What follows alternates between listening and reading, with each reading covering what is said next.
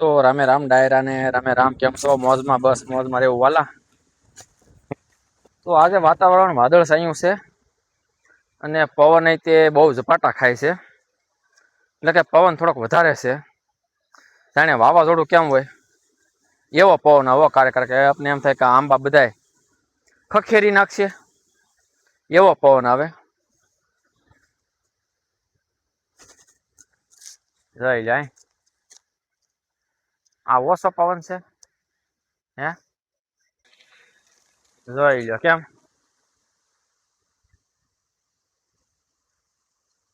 આપણે એમ થાય કે આંબા બધા પાડી દે, કેરીઓ ખખેરી નાખશે એવો આવો પવન ઝોંટાનો કારેક આમ હિલો સડાવી દે બધા આંબાને. તો આવું છે વાતાવરણ પવન નું તે હે, જોવો તો જાય આખો હલ બલાવી નાખે આંબાનો પણ કેરીઓ ખખેરી ન નાખે આવામાં. કારક કારક નીકળે પવન. આમાં આજે મારે ખાતર નાખવું દેશી, કેમ થાહે? નખા હે કે ઉડાડી દે ખાતર. સા થોડાક પાડ્યા છે આપણે કપાસના, તો એમાં ભરી દઈએ દેશી ખાતર, પછી સાહ પાઈને સોંપી દેવું કપા. બરોબર ને? તો હાલો હમણાં ટ્રેક્ટર લઈ આવું અને મણીએ ભરવા સાહે ખાતર. તમારે ના કેવું વાતાવરણ છે મારા વાલા? ફોલો કરતા જાવ તમે, અને તમારી જરૂર છે સબસ્ક્રાઈબ કરતા જજો મારા વાલા, ભૂલતા નહીં હો. અને તમારે એના પવનનું જોર કેવું છે એ જરીક કોમેન્ટમાં કહેતા જજો. જોઈ લો જો કેરી કેમ લે જવો તમે, એ તો ઓછું છે પવન. કેરી આખી આમ ફેરવી નાખે બોલો. એવો ઝોંટો આવે ને અમને એમ થાય કે ઊંચી લઈને પડતી મૂકશે કેરી, એવો પવન આવે.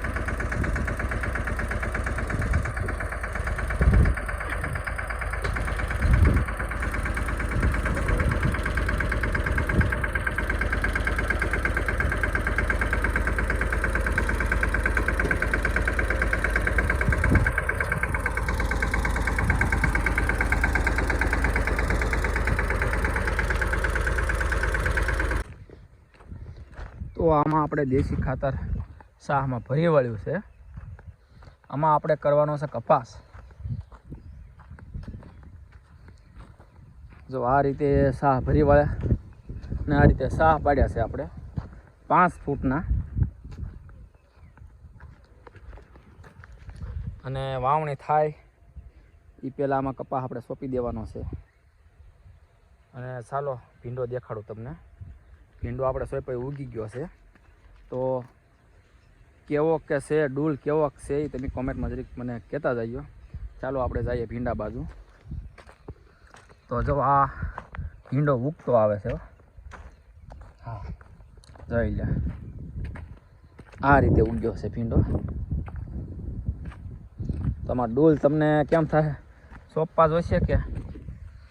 જોઈ લે આ ભીંડો એટલું ખાલું છે, પછી અહીંયા ભીંડો આવી ગયો છે, અમે બાજુમાં છે, અહીંયા બાજુમાં છે, અહીંયા એટલામાં એક ખાલું છે. તો આ રીતે બધે જો સોપાણ કરેલું છે.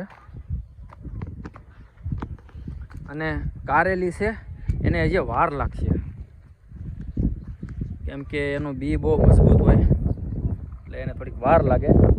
પણ ભીંડો જો આપણે ફર્સ્ટ ક્લાસ ઉગી ગયો છે, અને કંઈક આપણે ડૂલ સોંપશું એને, અને હારવાર થોડુંક ખડ નીકળ્યું છે. એકવાર પાઈને પછી આપણે પાછા નીંદી નાખશું. તો આ રીતનું ખડ છે. આમાં દવા આવે ખડને, ભીંડાને કાંઈ થાય નહીં, ખડ બધું બળી જાય. જે આ ટુકડાવાળું બળે હો, બીજું નહીં, હાટોડો ન બળે. તો એ રીતની દવા આવે, પણ આપણે દવાનો યુઝ કરવો નથી, નીંદી લેવું. અને ભીંડો બનાવવા આપણે ઓર્ગેનિક દવા વગેરે સ્વાદય આવે ભીંડાનો,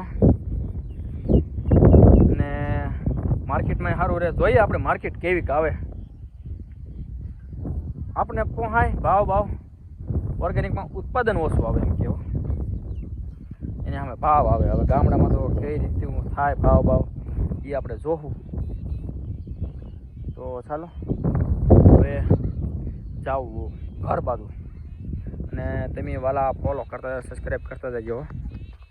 હા, અને કાલે પવન કેટલો હતો, અમને આંબા આમ જો બધા હિલોળ ઢોલોળ થતા નવા આંબા, અને ત્યાંથી બધું ખેરી નાખશે એવો પવન હતો બોલો. પણ નાના કાંઈ વાંધો આવ્યો નથી.